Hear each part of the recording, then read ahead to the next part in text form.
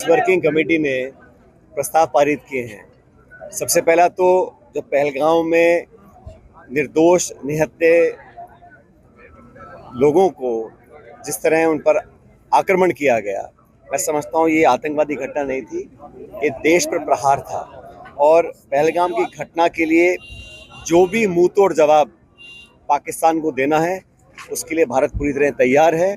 और राहुल गांधी जी ने कहा, खरगे साहब ने कहा, ना सिर्फ संपूर्ण विपक्ष लेकिन 140 करोड़ एकजुट हैं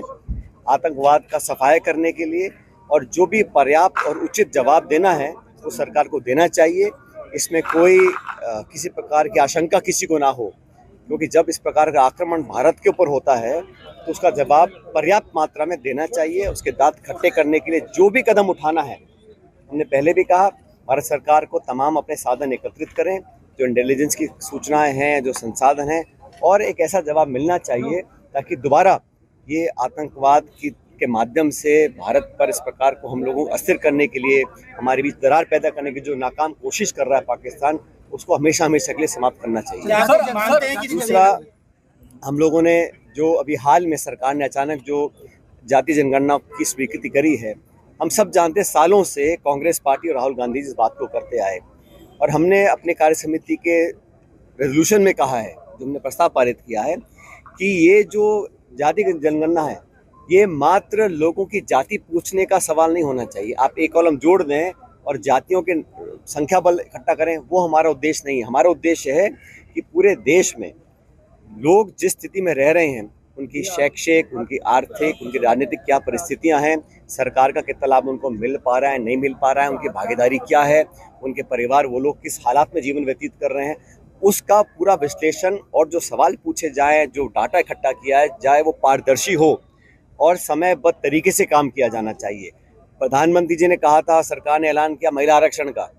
कब घोषणा करी, कब लागू होगा, लेकिन ये जनगणना जो है ये समय सीमा तय कर होनी चाहिए। और हम चाहते हैं कि पूरी, जैसे राहुल गांधी जी ने कहा, एक एक्सरे हो जाए, हमें पता पड़े कहाँ किस हालात में कैसे लोग रह रहे हैं, ताकि जो नीति निर्माण हो, जो बजट आवंटन हो, जो योजनाएं हो, वो लोगों तक सही समय पहुंच सकें। कई जगह अब सरकारें जो घोषणा करती हैं उसका कोई साइंटिफिक आधार नहीं है, मनमाने तरीके से लोग इसको इतना बजट, इसको इतना पैसा, जब पूरा विश्लेषण हमारे पास होगा, डाटा हमारे पास होगा, तो हम जाके सही लोगों तक पहुंच सकते हैं, उनकी भागीदारी सुनिश्चित कर सकते हैं। इसको लेकर हम लोगों ने प्रस्ताव पारित किया कि बिना समय खोए, ये जुमले देने की आदत भाजपा सरकार को है, तो हम लोगों की मांग पर, जनता के दबाव में, कांग्रेस के आग्रह पर हमारी लगातार मांग रही, राहुल गांधी जी ने यात्रा जो की थी, भारत जोड़ो यात्रा, उसमें प्रमुख मांग ये थी कि लोगों की गिनती हो, पता पड़े लोग किस हालत में रह रहे हैं, ताकि उन तक सार्थक मदद हम देने में कामयाब हो सकें। हमने 2 प्रस्ताव पारित किए थे। मैं उम्मीद करता हूं कि भारत सरकार ये जो जनगणना है, और मुझे आश्चर्य होता है साथियों, भाजपा के तमाम नेता, कार्यकर्ता, मंत्री, मुख्यमंत्री मजाक उड़ाते थे। कांग्रेस के नेताओं को, राहुल जी को अर्बन नक्सल बोलते थे जब हम जातीय जनगणना की बात करते थे। क्या भाषण देते थे वो, एक है तो सेफ है, बटोगे तो कटोगे, और मंत्री और सारे लोग कहते थे ये कांग्रेस की जो मांग है ये व्यवहारिक नहीं है, इससे नुकसान बहुत देश को होगा। अब वो समझ गए कि भारत के लोग क्या चाहते हैं। कांग्रेस पार्टी राहुल जी के दबाव में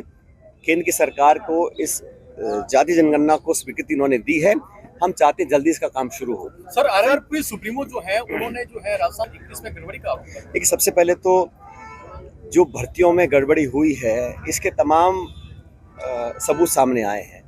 और जब से नई सरकार बनी है, भाजपा जब विपक्ष में थी तो बहुत सारे वादे करती थी, और मैंने खुद कई बार इस बात को उठाया कि जो आरपीएससी है उसका एक पूरा मूल चूक, उसका पुनर्गठन होना चाहिए। तमाम तरह के आरोप लग रहे हैं, लोग जेलों में बंद हैं, उसका संचालन करने का जो तरीका है वो पारदर्शी रहा नहीं। तो एग्जाम्स में पेपर लीक होना, नौकरियों में धांधेबाजी होना, और एसआई वाली भर्ती के लिए बहुत पहले से हम लोग मांग कर रहे थे कि जब कमेटी बैठी, कमेटी ने कहा रद्द होनी चाहिए, सरकार के मंत्री कहे रद्द होनी चाहिए, सारे आंकड़े आपके पास है, तथ्य आपके, तो ऐसी क्या मजबूरी है, क्या व्यवस्था है कि आप नहीं करना चाहते हैं? लोगों को न्याय मिले, ईमानदारी से बच्चे जो पढ़ाई करते हैं उनके साथ धोखा ना हो, इस बात के सब पक्षदार हैं और सब मांग को करते हैं। लेकिन सरकार की न जाने क्या मजबूरियां हैं, और जो भी आरोप किसी पे लगते हैं तो मुझे लगता है कि सरकार की जिम्मेदारी है कि उसका स्पष्टीकरण मिलना चाहिए। आपको याद होगा, जब हमारी सरकार केंद्र में थी, यूपीए सरकार थी, तो किसी मंत्री पे अगर आरोप भी लगता था